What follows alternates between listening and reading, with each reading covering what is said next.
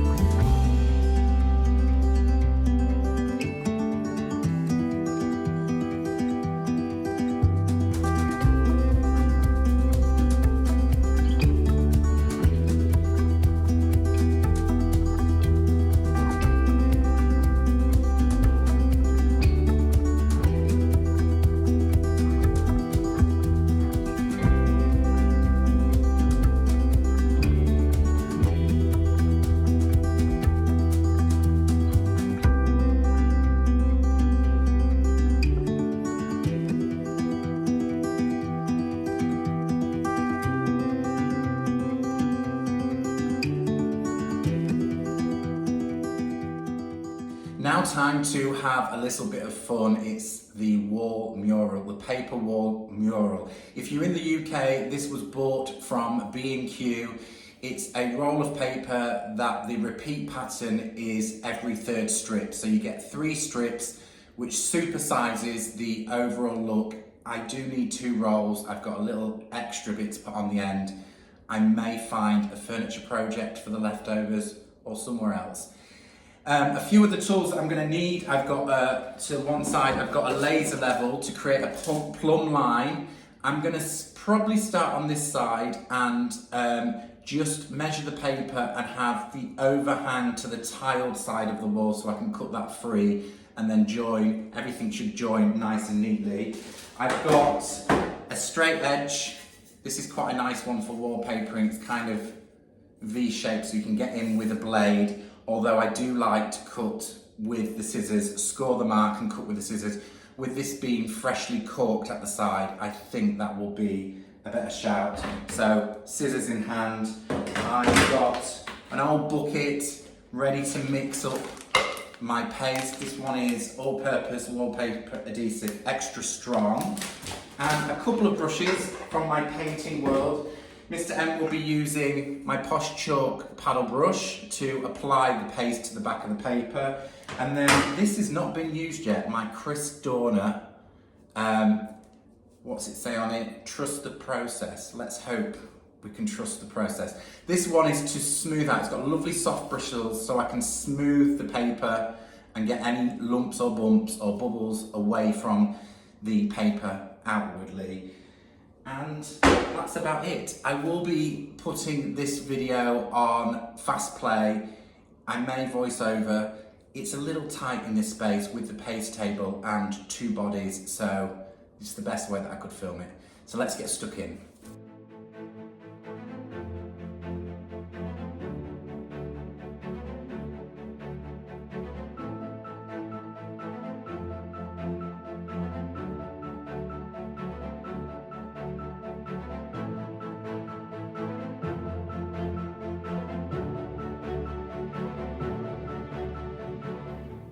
The first job that we tackled was creating a plumb line. Now, I've used a laser level to do this.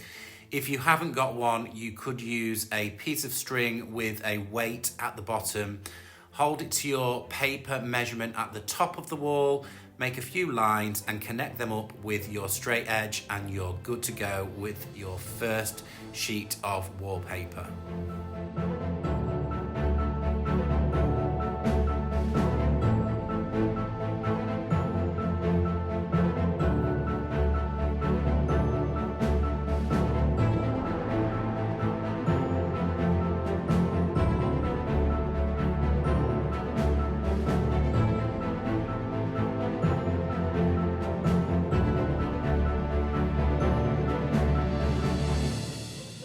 The first thing that we did was unroll the wallpaper and cut the 3 strips to size, and then I wanted to hold up the wallpaper to the wall just to check out my scape and see where I wanted to cut the pattern.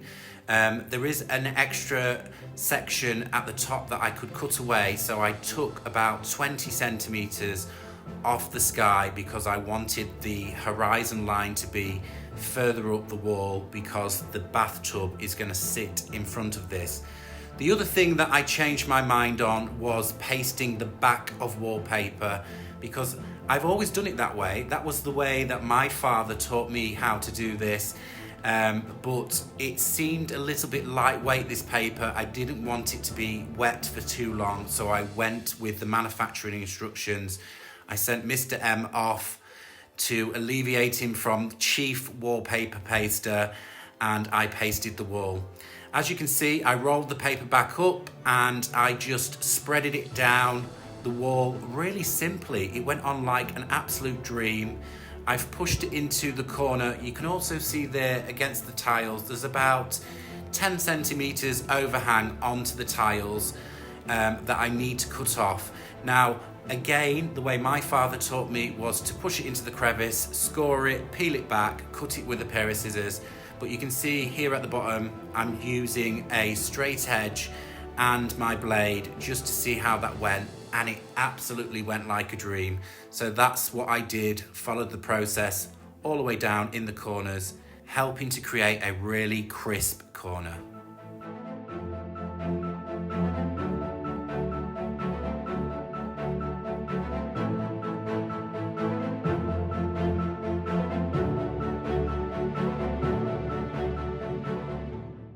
I I think hanging your first sheet of wallpaper can be very nerve-wracking.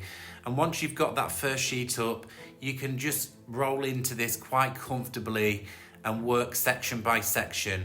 A couple of tips that I'd like to give you is, as you can see, I painted my wall a few weeks ago and I painted it Annie Sloan French linen. And the reason that I chose that colour is because it's a mid-tone neutral shade, and I knew that this wall mural had lots of kind of dark mid-tones in there. If you've got a crisp white wall and you get a hairline gap just between each sheet of paper, it really shows. So that's why I painted the wall in this neutral shade. But anyhow, what I would say to you is make sure that you do push the two sheets of paper really well together. So work on the side that you're connecting. As you can see here, I've made sure that the side that I'm connecting is really butt up to one another, really level.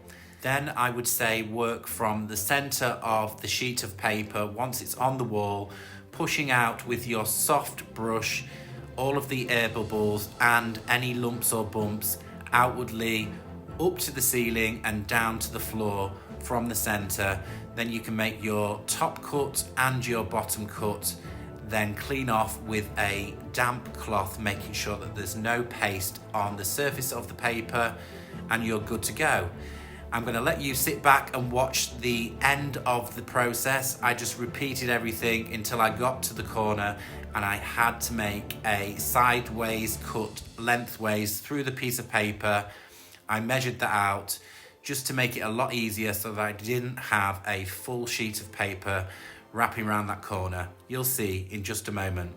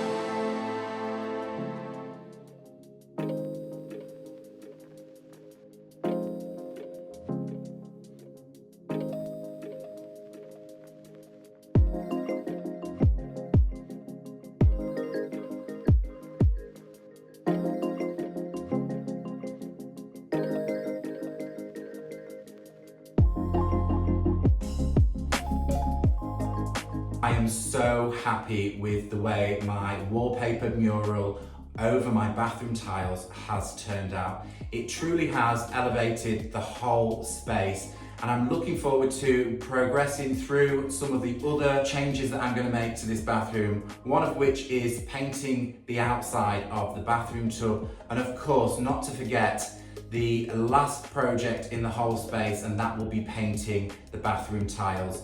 So if you're new here and you've stumbled across this video and you want to go back to see how I prepared my bathroom tiled wall to receive this beautiful wallpaper mural, you'll need to go back to episode 1, which you will find right here. Alternatively, if you want to progress forward and see the next tutorial, you'll need to be on this video right down here. And if you've loved the content and you've enjoyed watching me, please help me by subscribing to my channel right up here and hit the notification bell for future projects. I will catch you all on the next one.